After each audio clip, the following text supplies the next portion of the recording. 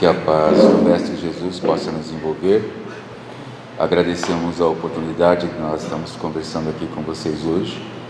Hoje é mais um bate-papo para trazer para vocês a respeito da questão de como que é importante a questão de Jesus. Muito se fala sobre a doutrina espírita, mas no nosso dia a dia nós não temos o hábito de falar de Jesus, nem através de uma prece.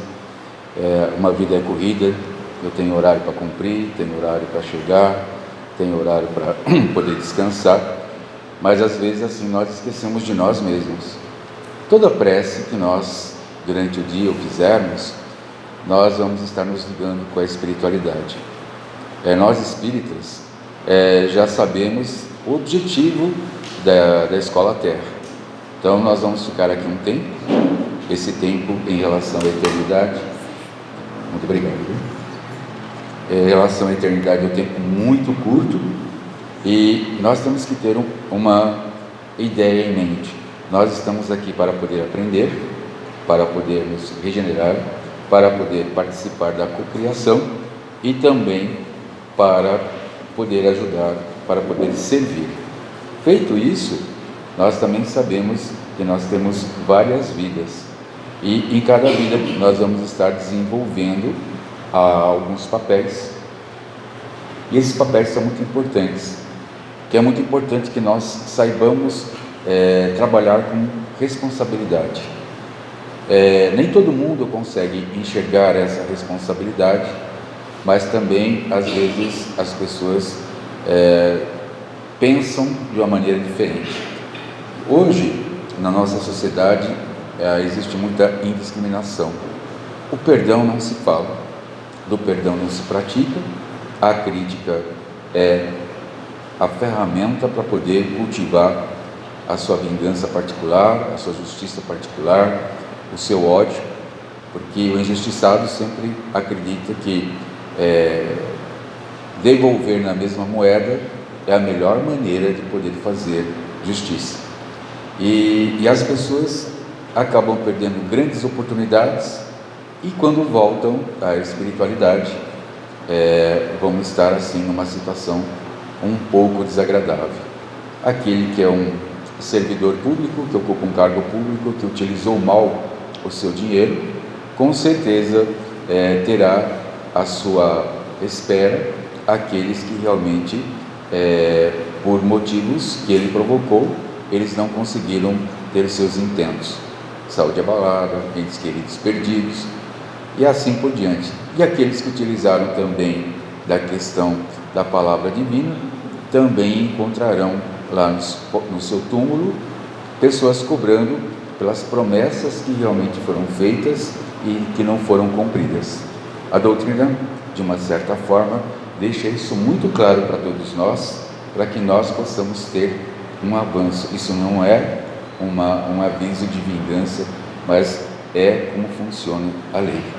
Então, o espírita deve estar estudando, deve estar se colocando para a instrução da alma. E Emmanuel, numa obra intitulada O Consolador, lá ele tem várias perguntas.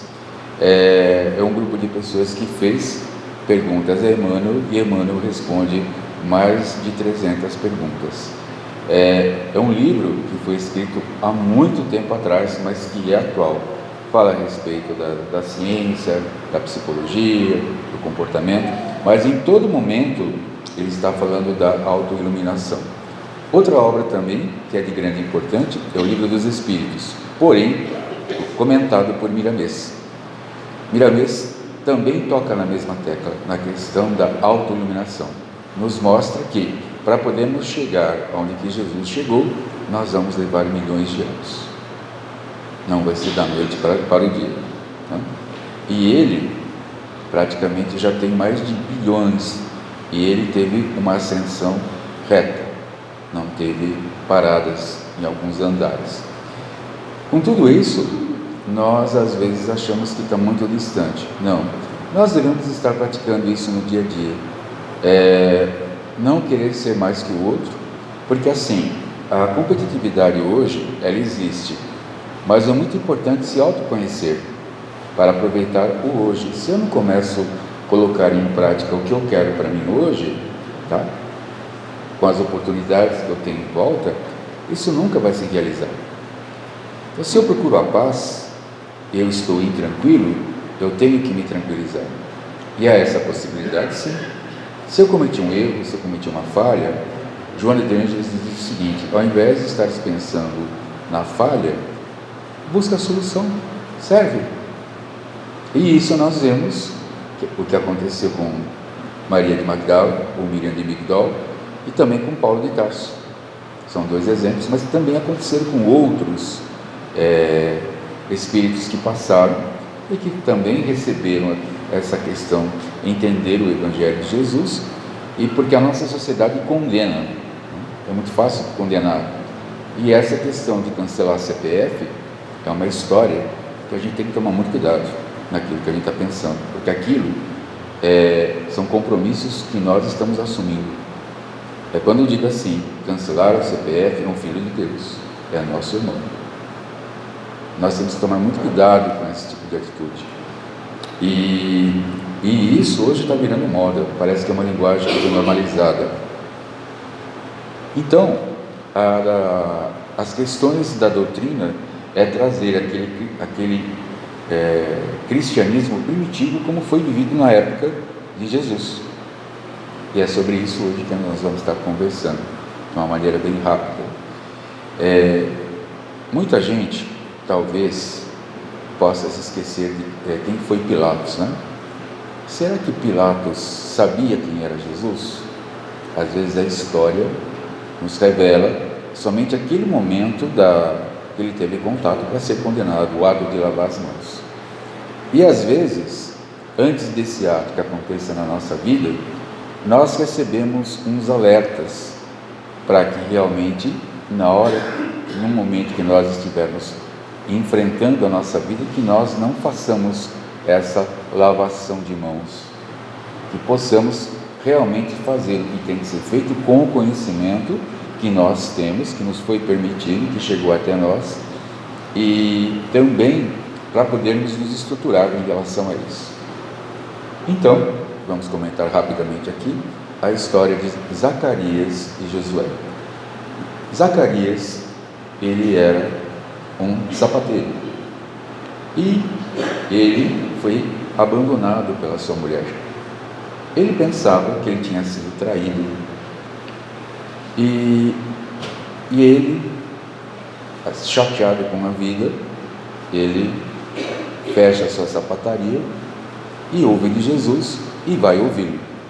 Nas suas pregações, Zacarias se encanta pelo verbo do Mestre, e aí ele vai tomando mais ciência, e aí ele vai sentindo, vai percebendo que aquele ato ele estava se juntando a uma vítima, mas com o verbo de Jesus, dentro da história que ele conviveu, ele chega a uma determinada conclusão que ele também teve participação dentro desse contexto. Então ele começa a se culpar. E aí, dentro desse grupo, também ele se afeiçoou a Josué. Josué era de família rica, que a família o tinha abandonado, porque ele tinha abraçado a causa de Jesus. Então, naquela época, era mais ou menos o ano 31, 32. Então, todos aqueles que abraçavam a causa de Jesus eram considerados loucos, malucos, idiotas, porque ele falava uma coisa muito simples e muito sincera, que abalava toda a estrutura judaica na época. Então os fariseus se sentiam muito preocupados, porque eles pagavam tributos, mas também, vamos dizer assim, a gorjeta, né, para os políticos. E essa gorjeta grossa chegava até Pilatos. Pilatos dava uma certa conveniência social, porque para ele era muito mais cômodo administrar uma comunidade na qual ele não teria problemas. Mas para ele não ter problemas, ele não deveria se intrometer na gestão judaica. E em contrapartida, para acontecer esses convênios sólidos, Então, os fariseus e também os sacerdotes havia uma troca de favores. E Zacarias e Josué eram dois dos 70. Então, depois de um certo tempo, pela assiduidade e pela convivência com Jesus, Jesus os convoca para que eles fossem até Nazaré. E em Nazaré, lá, Jesus não tinha pregado naquela cidade, era a terra de Jesus. Então, nessa história toda, Josué quer saber um pouco mais sobre Zacarias. E dentro desse contexto todo, ele diz assim: eu fui um carrasco e eu vou te dar um exemplo. Um dia, um rico que tinha perdido tudo por causa dos filhos, pela ganância dos filhos, ele bateu à minha porta e ele me pediu um par de sapatos. Eu falei que eu não tinha esse par de sapatos, mas ele me implorou e eu lhe dei um par de sapatos, os piores possíveis, e ainda por cima eu pedi um pagamento. Aí ele disse assim: mas eu não tenho dinheiro para te pagar. Eu falei: então tá bom, então você pode me dar esse casaco que você está vestindo. E aí ele conta para Josué que ele teve a coragem de pegar o casaco de alguém que não tinha vestes para se cobrir nas noites frias. Com a palavra de Jesus, ele se conscientizou que o orgulho falou mais alto com ele. Por quê? Porque esse cidadão, ele tinha sido rico, orgulhoso, e ele foi muito conhecido na cidade, e nos quais ele tinha técnicas para poder ludibriar as pessoas. Ele era um excelente comerciante, e essas técnicas ele passou para os filhos. E quando os filhos começaram a dominar, mandaram o pai para a rua. Então, ele se pesa, já tinha jamais aquela condição da traição da mulher. Então, eles vão para Nazaré. Na primeira noite, eles encontram uma pessoa caída, um senhor de idade caído. E aí, a multidão começa a vê-lo caído, mas ninguém o assiste. Então, naquele momento, eles vão acudir, levam para um canto, começam a entrar em sintonia com a espiritualidade. E ali, entre aspas, é promovido o primeiro milagre na cidade de Nazaré. Muita gente viu esse movimento. Então, o que aconteceu? Para a segunda noite, muita gente esperava os dois num determinado local. E como isso aconteceu? Só que na primeira noite tinham aproximadamente 50 pessoas, na segunda 200. Só que nesse meio estavam os fariseus. E os fariseus foram para ver o que acontecia, o que promovia a atração de tanta gente vir para aquela sessão.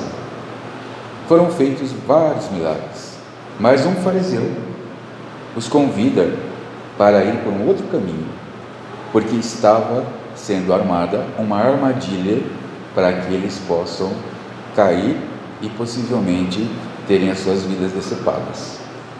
Então, eles passam a noite, aí no dia seguinte eles vão embora e na estalagem onde eles estavam é queimada.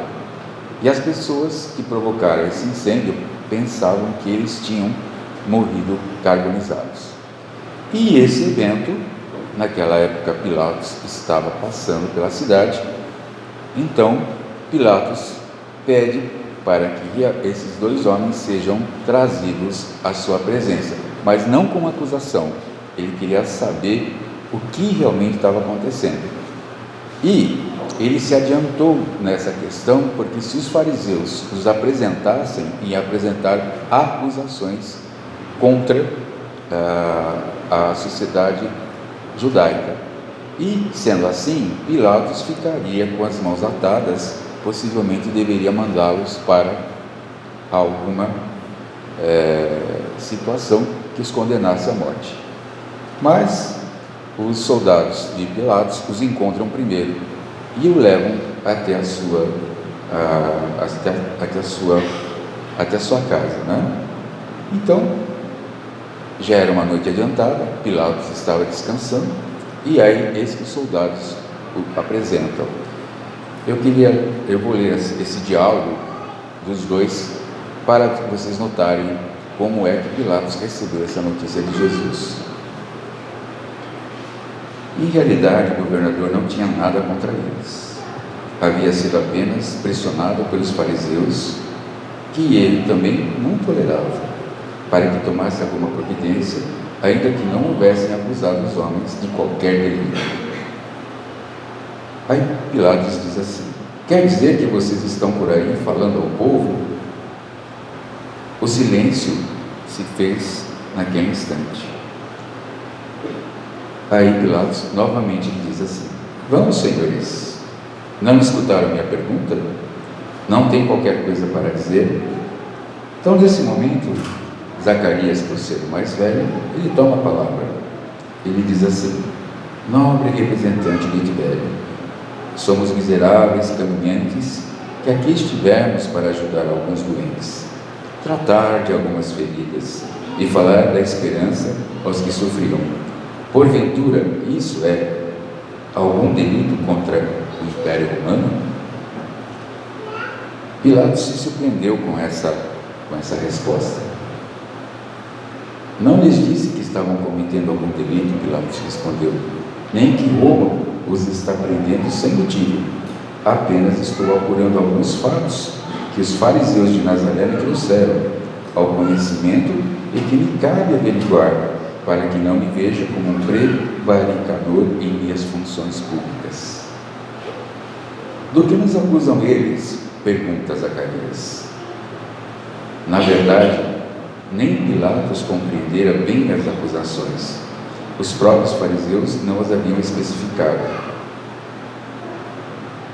Pilatos lhes disse: falam que vocês estão perturbando a ordem com pregações de uma religião diferente.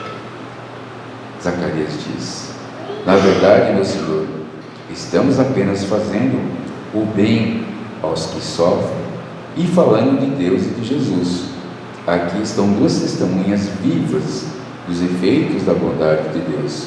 Este é Cleofás, atirado pelos fariseus e sacerdotes em uma miserável tapera listrada das 3 pedras, sem qualquer ajuda, para que não fosse mandado para o vale dos imundos, pois era vítima da peste.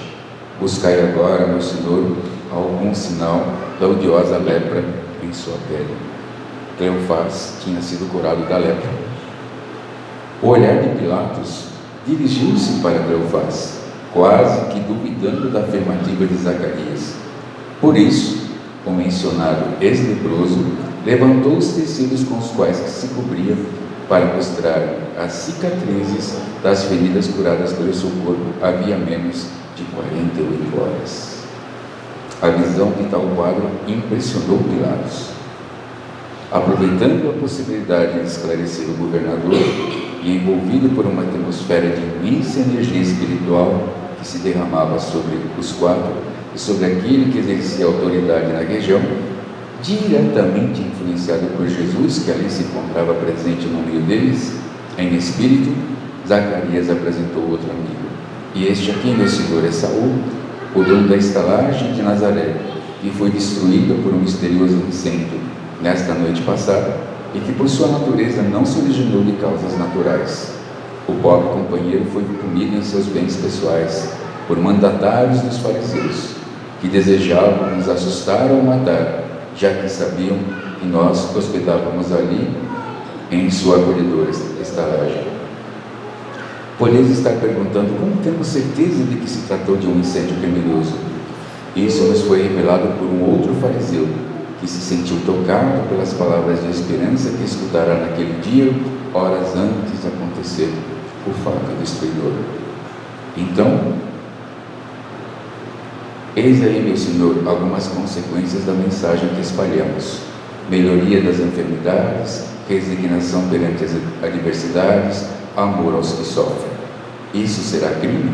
Se eu for, aqui nos confessamos criminosos perante a alta autoridade da província e aceitamos a prisão ou os castigos que merecemos de vossas mãos. Pilatos se sentiu sensibilizado. Ele não abraçou essa condição, esse amor de Jesus. Ele alegou que era em função dos deuses, da tradição familiar e pelo cargo que ocupava. Se ele demonstrasse qualquer atitude que ele confirmava que a doutrina de Jesus, o amor de Jesus, era verdadeira, fazia sentido para ele, comprometeria o cargo dele.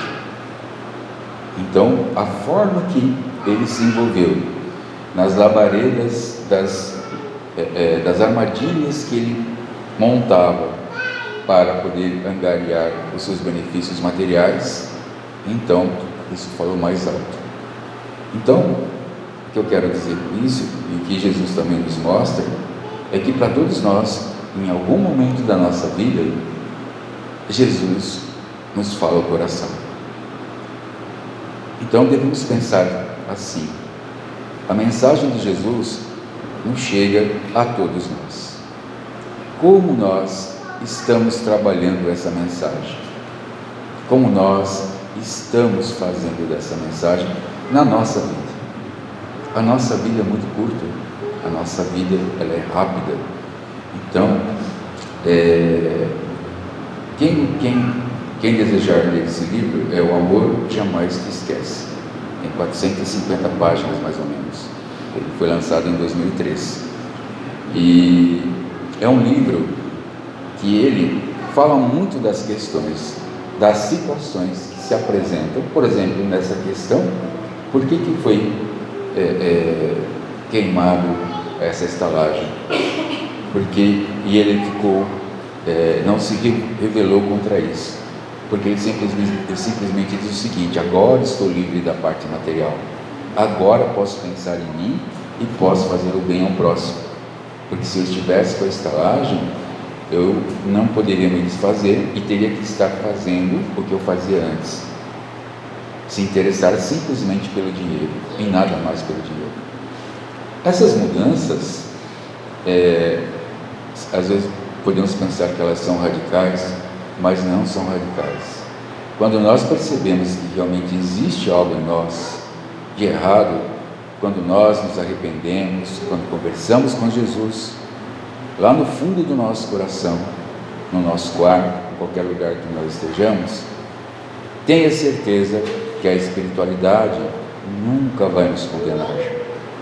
E esse momento é um momento de aprendizagem para que nós saibamos perdoar aqueles que estão diante de nós. Porque quando nós perdoamos, não importa o erro, o benefício nosso é muito grande. Por quê? Porque a nossa mente está aberta para que possamos estar trabalhando com a espiritualidade. E toda vez que através do pensamento, no nosso dia a dia, pedimos auxílio, admitimos que em determinadas situações não somos capazes de resolver, mas estamos assim, com vontade de aprender, de praticar, de compartilhar e de servir, aí sim, aí é dado um grande passo. Esse passo, ninguém precisa saber. A gente não precisa colocar nas redes sociais. Eu não preciso colocar no Instagram, não preciso colocar no Facebook que eu estou fazendo isso. O que é importante é o que eu faço. Aquela história da mão direita e da mão esquerda, né? Que faz a mão direita não deve saber o que a mão esquerda faz. Então, por isso que, dentro desse contexto, esses conteúdos que chegam até nós, eles fazem nos refletir, eles fazem com que a nossa mente seja assim, de uma certa forma, que a gente enxergue qual é a verdadeira realidade que nós devemos plantar em nossos corações. Joana nos diz: quem tem medo vai ter problemas de ansiedade, vai ter problemas de depressão, vai passar para a loucura e um passo para o suicídio. Por que isso acontece? Porque às vezes essa realidade que nos é colocada, nós não aceitamos.